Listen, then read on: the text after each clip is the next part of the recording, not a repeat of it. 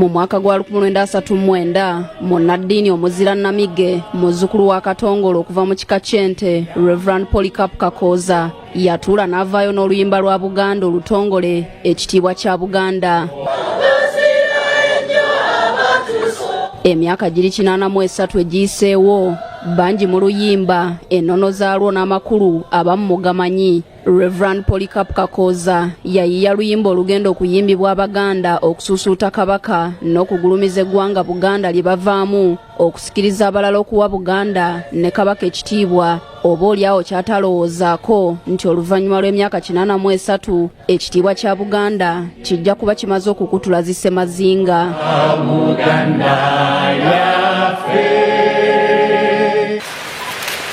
Abanekanekanye mu mitega nswera bati tebagenda kulanya kuwoza lutabalo wa beene oba okwanjula bagenda kuyimba kitiibwa kya Buganda.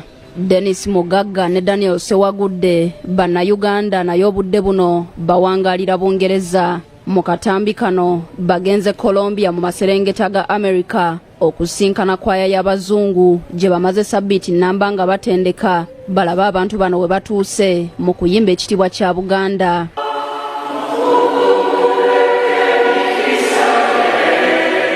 Okumala emyaka kati 3 Mugagga ne Sewagudde bazze basinkana kwaya ez'enjawulo eziri mu mawanga g'abazungu okubasomesa olulimi Oluganda n'okubatendeka ekitiibwa kya Buganda.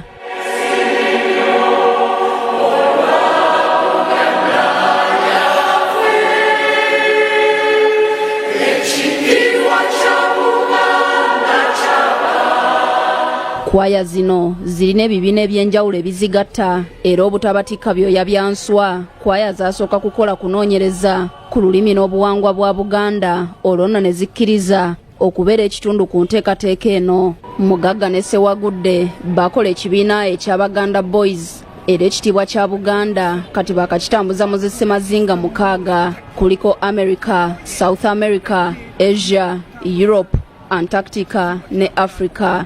Twakatuuka Istanbul Turkey tukoye sebo ne banyabo tuli German Berlin sebo ne banyabo natetu kino mbwengula nga twolekedde eggwanga lya New Zealand nawe waawo nno munnange kyagaddwa nnyo era banyumiddwa nnyo nga gye nkomezo kiyimba naye Abangereza yo babalyamu akendo.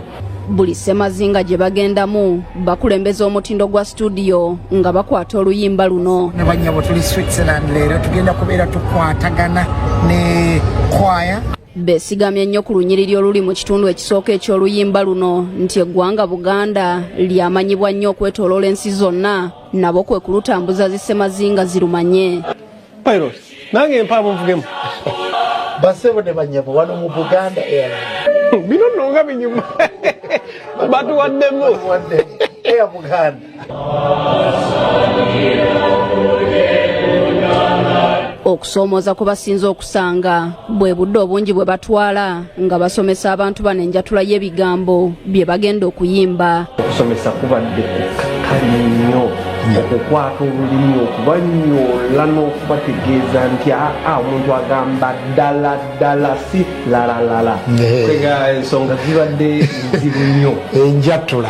Buli kwaya kibeetaagisa sabbiiti nnamba nga bali mu lusirika oba kampu okubayigiriza ebigambo bino. Ddala basenvudde bw'owuliriza enjatula yaalwo okuggyako ng'olabye obwenyi bw'abaluyimba kizibu okumanya nti amaloboozi g'abazungu. Tuufu ndowooza tubaddeko ekisa kya Mukama n'ekisa ky'abajjajjaffe okubeera nti omulimu guno gugonda. Ganda Boys abamu basoose kubamanya mu kitiibwa kya Buganda n'ennyimba endala eza Jojuzi naye Mugagga ne Sewagudde baludde nga bayimba nga bayitibwa The Twins yadde basenvula ate nga bali mu bantu aboogera era bategeera Oluzungu basigala bayimba mu Luganda. Bakisimba, Tweyanze, Kagutema n'endala zimu ku nnyimba ennansi ez'engero ze bazzeemu nga basinziira gye bali.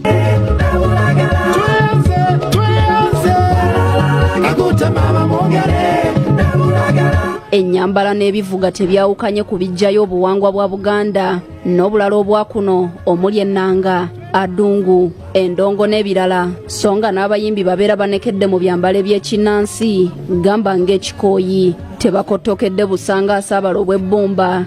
Ganda Boys be bannayuganda abaasooka okusunsulwamu okuvuganya mu mpaka za America eza Grammys mu kiti eky'abayimbi abasinze okukozesa ennyimba okukyusa embeera z'abantu. Okunokolwayo mu ddala bwe riti bano bazze baliko obulamu bw'abantu bwe bakyusa nga bayita mu kitongole kyabwe ekya Ganda Foundation kye baatandikawo mu mwaka gwa 2009.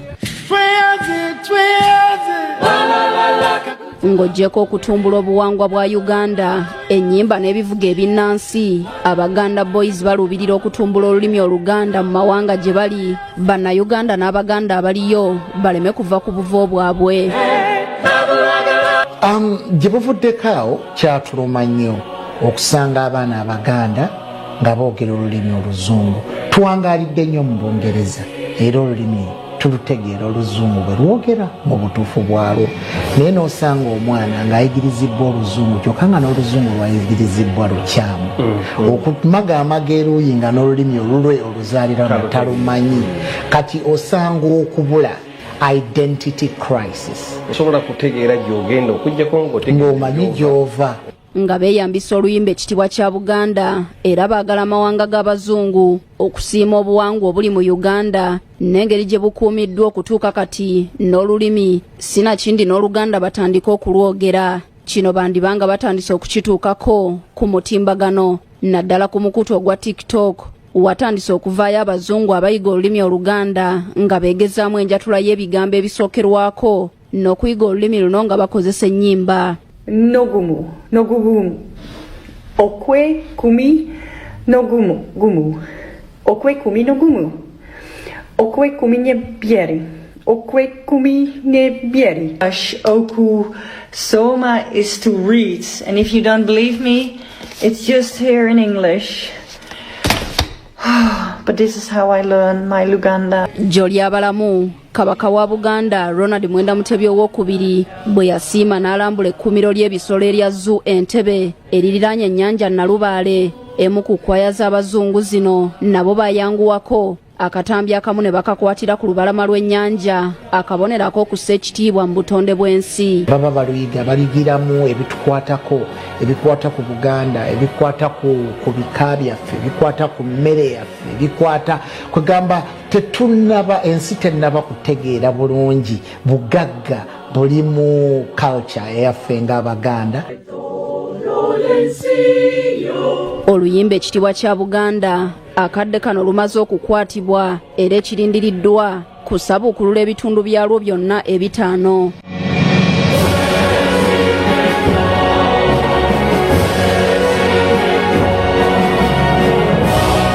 Omulundi ogusookedde ddala mu byafaayo bya Uganda obukulembeze bw'ennono awamu n'ennyimba, oluyimba ekitiibwa kya Buganda lwe lugenda okusooka okufulumizibwa mu maloboozi agatali ga kuno. Ekitundu ku luyimba luno ekyakafuluma kyoleka amaloboozi ag'eggono, akawoowo ate nga luyungiddwa mu bivuga ebiri ku mutindo gw'ensi yonna. Oluyimba luno lujja kusabukululwa ku Ssekukkulu eya 2022 ng'ennaku z'omwezi 25 Desemba ng'ekirabo kya Kabaka wa Buganda Ronald Mwenda Mutebi owokubiri.